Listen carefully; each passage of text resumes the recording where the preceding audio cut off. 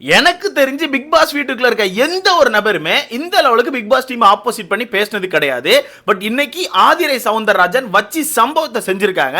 இது மிகப்பெரிய செருப்படி தான் எனக்கு தோணுது. ஏன்னா பிக் பாஸ் டீமே அமைதி ஆயிட்டாங்க. எதுவுமே பேச முடியாத லெவலுக்கு ஆதிரை சவுந்தரராஜன் தரமான ஒரு சம்பவத்தை கொடுத்திருக்காங்க. நேத்து நைட்ல இருந்தே ஒரு விஷயத்தை நீங்க கவனிச்சிருப்பீங்க. சோசியல் மீடியா ஃபுல்லாவே பிக் பாஸ் போட்டு பொலன்னு பொளந்துட்டு இருந்தாங்க. எதுக்குன்னா எடுத்து போட்டிருக்க போட்டியாளர்கள் அப்படி முக்கியமா 3 நபர்களை போட்டு பொளந்தாங்க. வாட்டர்மெலன் ஸ்டார், அகோரி கலையரசன், அரோரா, இந்த 3 பேரையும் எந்த அடிப்படையில் உள்ள எடுத்தீங்க? இவங்க 3 பேருக்கும் என்ன திறமை இருக்குது? எதனால இவங்க 3 பேரை எடுத்து உள்ள போட்டிருக்கீங்க? என்ன திறமையை காட்ட போறாங்கன்னு சொல்லிட்டு நேத்துல இருந்து சோசியல் மீடியா போட்டு பொளந்துட்டு இருக்காங்க. கேட்காத ஆட்கள் கிடையாது. சும்மா இன்ஸ்டால வீடியோ போடுற ஆட்கள் கூட எடுத்து போட்டு பயங்கரமா பேசிட்டு இருந்தாங்க. அதை கண்டிப்பா நீங்க கவனிச்சிருப்பீங்க. ஆனா வீட்டுக்குள்ள இருக்க ஒரு நபர், இப்ப வெளியே இருக்க ஆட்கள் ஓகேப்பா டீமுக்கு ஆப்போசிட்ல பேசலாம், என்னப்பா எடுத்து போட்டிருக்கீங்க, அவன்லாம் ஒரு ஆள் இவன்லாம் ஒரு ஆள்னு சொல்லிட்டு வெளியே இருக்க ஆட்கள் பேசலாம். ஆனா அந்த வீட்டுக்குள்ள இருக்க ஒரு நபரால் அப்படி பேச முடியுமான்னு கேட்டீங்கன்னா எனக்கு தெரிஞ்சு தெரியல. ஏன்னா டீமுக்கு ஆப்போசிட்ல பேசுறது அப்படிங்கிறது கஷ்டமான விஷயம் தான். ஆனா ஆதிரை சவுந்தரராஜன் இன்னைக்கு சம்பவத்தை செஞ்சிருக்காங்க. வீட்டுக்குள்ள நாமினேஷன் ப்ராசஸ் போச்சு, கண்டிப்பா நீங்க எல்லாம் பார்த்திருப்பீங்க. ஆளுக்கு 2 பேரை செலக்ட் பண்ணணும், ஓகேவா, காரணங்களோட செலக்ட் பண்ணணும்.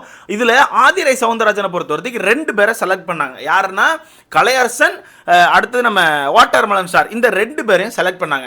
இந்த 2 பேரையும் செலக்ட் பண்ணும்போது பிக் பாஸ்ட ஃபர்ஸ்டே ஒன்று சொல்லியிருந்தாங்க, நான் ஒரு 2 பேரை சொல்றேன், அந்த 2 பேருக்கான காரணங்கள் வந்து உங்களுக்கு ஏத்துக்கிற மாதிரி இருந்துச்சுன்னா ஏத்துக்கோங்க, இல்லைன்னா என்கிட்ட சொல்லுங்க, நான் வேற காரணங்களை சொல்றேன்னு சொல்லிட்டே பிக் பாஸ் சொல்லியிருப்பாங்க.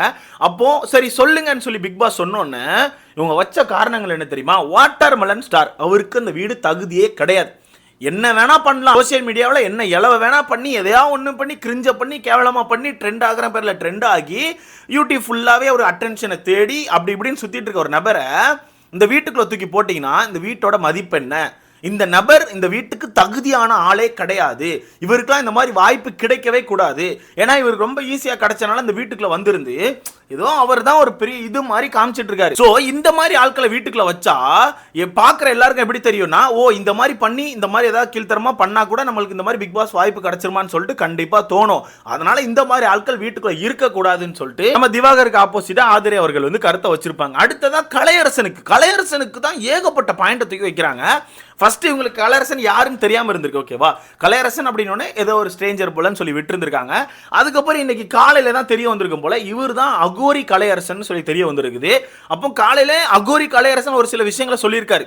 நான் வந்து வெளியவே ட்ரெண்டு, நானும் என் பொண்டாட்டியும் கண்டென்ட் பண்ணுவோம், நானும் என் பொண்டாட்டியும் சேர்ந்து அப்பப்போ நிறைய கண்டென்ட் கொடுத்துருக்கோன்னு சொல்லிட்டு ஏகப்பட்ட விஷயங்களை சொல்லியிருக்காங்க. எனக்கு தெரிஞ்சு இப்போ கடைசியாக ஒரு கண்டென்ட் நடந்துச்சு, பிரிஞ்சு சேர்ந்து பிரிஞ்சு சண்டையை போட்டு இன்டர்வியூ கொடுத்து கண்டென்ட் பண்ணாங்களே, அந்த கண்டென்ட் தான் இருக்கும். ஏன்னா சோசியல் மீடியாவில் இருக்க முக்காவாசி பேர் இப்போ அப்படி தான் பண்ணுறாங்க. சும்மா பிரிஞ்சு போயிடுறது.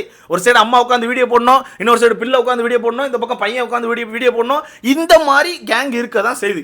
கண்டிப்பா நீங்க பாத்துருப்பீங்க, ஓகேவா? இது ஒரு கண்டென்ட்டாவே மாத்திட்டாங்க. லவ் பண்ற ஆட்கள் பிரிஞ்சு வீடியோ போடுறதாகட்டும், கல்யாணம் பண்ண ஆட்கள் பிரிஞ்சு வீடியோ போடுறதாகட்டும், இது ஒரு கண்டென்ட்டாவே மாத்திட்டு இருக்காங்க. சோ அந்த வகையில அகோரி கலையரசனும் அப்படிதான் கண்டென்ட்டா பண்ணி இருந்திருக்காரு, ஓகேவா? அதை வீட்டுக்குள்ள பெருமையா சொல்லியிருக்காரு. அப்ப அதை கேட்ட நம்ம ஆதிரை சவுந்தரராஜனுக்கு ஒரே அதிர்ச்சி ஆயிருச்சு. என்னடா இது இப்படியா கண்டென்ட் பண்ணி இவங்க உள்ள வந்திருக்காங்க, இப்படி இல்லாம பண்ணாங்க, நீ தான் அதுவான்னு சொல்லிட்டு அதிர்ச்சி ஆகி உள்ள வந்து சொல்றாங்க, இந்த மாதிரி நபர் இந்த வீட்டுக்குள்ள இருக்கக்கூடாது. ஏன்னா இந்த பிக் பாஸ் வாய்ப்புக்கு வெளியே இருக்க பல பேர் வந்து ஏங்கிட்டு இருக்காங்க, பல பேர் பயங்கரமா ஏங்கிட்டு இருக்காங்க, உழைப்ப போட்டுட்டு இருக்காங்க. ஸோ இந்த மாதிரி ஆட்களுக்கு ஈஸியா இந்த வாய்ப்பை தூக்கி கொடுக்கும்போது அது ரொம்ப மோசமா இருக்குது. ஸோ இந்த 2 பேர் இந்த வீட்டுக்குள்ள இருக்கவே கூடாதுன்னு சொல்லிட்டு பயங்கர ஸ்ட்ராங்கா கருத்து எடுத்து வைக்கிறாங்க. இது மூலமா ஆதிரை சவுந்தரராஜனுக்கு பயங்கரமான சப்போர்ட் வருது. ஏன்னா இது டீமுக்கு ஆப்போசிட்டா பேசுறது. இப்போ அவங்க 2 பேரும் எடுத்தது யாரு? டீம் தான், பிக் பாஸ் டீம் தான் எடுத்தாங்க, வேற யாரும் எடுக்கல, ஓகேவா? அந்த வகையில் இவங்க டீமுக்கு ஆப்போசிட்டா தான் பேசுறாங்க. இதுல நம்ம சேதனை அடிச்சிடக்கூடாதுன்னு சொல்லிட்டு சேதனை ரொம்ப தெளிவா கிராண்ட் லான்ச் எபிசோட் அப்போ ஸ்டேஜில் வச்சு ஒரு சம்பவம் பண்ணாங்க. ஒவ்வொருத்தரையா கூட்டு பேசும்போது நீங்க எப்படி இந்த வீட்டுக்குள்ள வந்தீங்க, இந்த இன்டர்வியூலாம் எப்படி இருந்துச்சு, கடினமா இருந்துச்சா, இன்டர்வியூ தாண்டி தானே வந்தீங்க அப்படிங்கிற பாயிண்ட் ஒரு மாதிரி ரிஜிஸ்டர் பண்ணியிருப்பாங்க. ஏன்னா நம்ம கேட்டக்கூடாதுல்ல, சும்மா வந்துட்டான் சும்மா எப்படியே கிறுக்கந்தரமா வீடியோ போட்டு எப்படி உள்ள வந்துட்டாப்லன்னு சொல்லி நம்ம கேட்டக்கூடாதுன்னு சொல்லிட்டு அழகா அந்த பாயிண்டை சேதனை ரிஜிஸ்டர் பண்ணியிருப்பாங்க. பட் ஆதிரை சவுந்தரராஜன் வீட்டுக்குள்ள போட்டு பொலன்னு பொழந்துட்டாங்க. அந்த 2 பேரை தான் நாமினேட் பண்ணாங்க, ஓகேவா? சரி, நாமினேட் பண்ணி வந்தாச்சு. வெளியே வந்து அந்த 2 பேரும் சும்மா இருக்காங்களான்னு பார்த்தீங்கன்னா இல்லை. யாரு? நம்ம திவாகர் ஆகட்டும், நம்ம கலையரசன் ஆகட்டும், இந்த 2 பேரும் சும்மா இருக்காங்களான்னு பார்த்தீங்கன்னா இல்லை. 2 பேருமே தற்பெருமையை தலைக்கு மேலே வச்சு ஆடிட்டு இருக்காங்க. முக்கியமாக நம்ம கலையரசன்லாம் சொல்றது என்னன்னா, அப்படியா நான்லாம் ஒரு நாள் இருந்தா போதுங்க, விஜய் டிவியில் ஒரு நாள் வந்துட்டேன்ல, அப்பவே நான் கெத்து தான், நான் மாசி தான், விஜய் டிவியில் வர்றது எவ்வளோ பெரிய விஷயம் தெரியுமா, நம்மளாம் மாஸ் அப்படின்ற மாதிரி பேசிட்டு இருக்காப்ல. அது மட்டும் இல்லாமல் இன்னொன்று சொல்றாப்ல, இந்த பிக் பாஸ் வாய்ப்பு ஒன்று நான் தேடி வரல, இந்த பிக் பாஸ் வாய்ப்பு தான் என்ன தேடி வந்துச்சுன்னு சொல்லி பேசுறாப்ல. புரியுதா டீம்? இப்போமாச்சும் உங்களுக்கு புரியுதா? இந்த மாதிரி தகுதியே இல்லாத தற்குறியெல்லாம் தூக்கி நீங்கள் வீட்டுக்குள்ளே போட்டிங்கன்னா இப்படித்தான் நடக்கும். உண்மையாக சொல்கிறேன், தகுதியே இல்லாத ஒரு தற்குறியை தூக்கி நீங்கள் வீட்டுக்குள்ளே போட்டிருக்கீங்க. அந்த ஸ்டேஜ் என்ன ஸ்டேஜ்? அந்த வாய்ப்புக்கு எவ்வளோ பேர் ட்ரை பண்ணிட்டு இருக்காங்க, எவ்வளோ பேர் கஷ்டப்பட்டுட்டு இருக்காங்க, எவ்வளோ பேர் உழைப்பு போட்டு உள்ளே வந்துட்டு இருக்காங்க, எதுவுமே தெரியாமல் நம்ம வெளியே ஒரு கிறுக்குத்தனம் பண்ணிட்டு இருந்தோம். அந்த கிறுக்குத்தனம் மூலமாக நமக்கு ஒரு வாய்ப்பு கிடச்சிட்டு நம்ம தான் இப்போ மாஸ். ஏன்னா அவர் நாமினேஷன் பண்ணும்போது ஒன்று சொல்கிறாருல, நம்மளாம் நிறைய அச்சீவ் பண்ணிட்டோம், நிறைய அச்சீவ் பண்ணியிருக்கோம், பட் இப்போ சில பல கான்ட்ரவர்சியில் மாட்டணும், அதெல்லாம் ரீக்ரியேட் பண்ண தான் வந்திருக்கோம் அப்படின்ற மாதிரி என்னத்தையோ பேச தெரியாமல் பேசிகிட்டு இருக்காப்புல. ஸோ மொத்தத்தில் இவங்க மைண்ட் செட்லலாம் இருக்குது அவங்க பெருசாக அச்சீவ் பண்ணதா இருக்குது. ஓகேவா? இவங்க மைண்ட் செட்லாம் இருக்குது என்னன்னா பெருசாக இவங்க அச்சீவ் பண்ணிட்டாங்க, இவங்க தான் வேற லெவல். அதே மாதிரி தான் நம்ம தர்பூசணியும் சேம் அதே மாதிரி தான். அவர் எப்பவும் பேசும்போது பாருங்கள் ஒரு மாதிரி தற்பெருமை இருக்கும். நான் தான் நடிப்பு கிறுக்கன், நான் தான் 5 படம் பண்ணியிருக்கேன், நான் தான் அப்படின்னு சொல்லிட்டு அழுதுனே இருப்பார். ஸோ மொத்தத்தில் இவங்களுக்குலாம் இந்த இடத்தோட மதிப்பே தெரில. இந்த இடத்தோட மதிப்பு, இந்த இடத்துக்கு எவ்வளோ பேர் கஷ்டப்படுறாங்க எதுவுமே தெரியாமல் சும்மா உள்ளே வந்துட்டு ஒரு சீனை போட்டுட்டு இருக்காங்க. இதில் கலையரசன் சொல்கிறாப்புல, ஒரு நாள் இருந்தாலும் மாசு தான், நாளைக்கே போனால் எனக்கு ஒன்றும் பிரச்சனை இல்லை, வெளியே பார்க்குற 4 பேர் கண்டிப்பாக என்னை பார்த்து ஓ நீ பிக் பாஸில் போனவன் தானே சொல்லி கேட்க தான் செய்வாங்க, அதுதான் எனக்கு மாஸ். அது மட்டும் இல்லாமல் நான் வெளியவே ரொம்ப ஃபெமிலியரான ஆள், இங்கே வந்து தான் எனக்கு அந்த ஃபெமிலியர் கிடைக்கணும்னு அவசியம் இல்லை, நான் ரொம்ப ஃபெமிலியரான ஆள் அப்படின்ற மாதிரி என்னத்தையும் பேசிகிட்டு இருக்காப்புல. புரியல, நீங்கள் யாரை வளர்த்து விடுறீங்க உங்களுக்கு தெரியுதா? யாரை வளர்த்துறீங்கன்னு தெரியுதா? இருக்கிறதுலே மட்டமான சில பல தற்கூறிகளை நீங்கள் வளர்த்து விட்டுட்டு இருக்கீங்க. இந்த வாட்டர்மெலன் சார்லாம் சொல்கிறேன்ல, நாங்கள்லாம் அவ்வளோ எதிர்த்துட்டு இருந்தோம், வந்துடக்கூடாது, இந்த ஒரு நபர் உள்ளே வந்தாருன்னா கண்டிப்பாக தற்பெருமையை பீத்தி அவர் தான் ஒரு மாதிரி பேசியே கிறுக்காக்கிடுவார்னு சொன்னோம். அதே மாரி எடுத்து போட்டுட்டீங்க.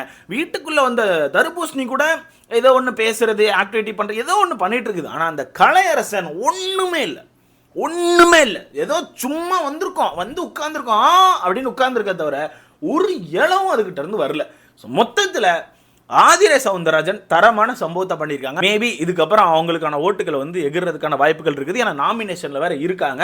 ஸோ கண்டிப்பாக தப்பிச்சிருவாங்கன்னு நான் நினைக்கிறேன். நீங்கள் சொல்லுங்கள் ப்ரோ, இப்படி ஒரு ஷோ நம்ம இத்தனை வருஷமாக பார்த்துட்டு இருக்கோம், கொஞ்சம் பயங்கரமாக உழைச்ச ஆட்கள் தான் உள்ளே போவாங்க, ஒரு சில பேர் தான் காமனராக உள்ளே போவாங்க. ஓகேவா? ஒரு சில பேர் காமனராக போயிருப்பாங்க, இல்லை ஒரு சில பேர் சோசியல் மீடியாவில் அப்போ தான் ஏதாச்சும் ட்ரை பண்ணி வந்துட்டு இருந்திருப்பாங்க, அந்த ஆட்களை உள்ளே தூக்கி போட்டிருப்பாங்க.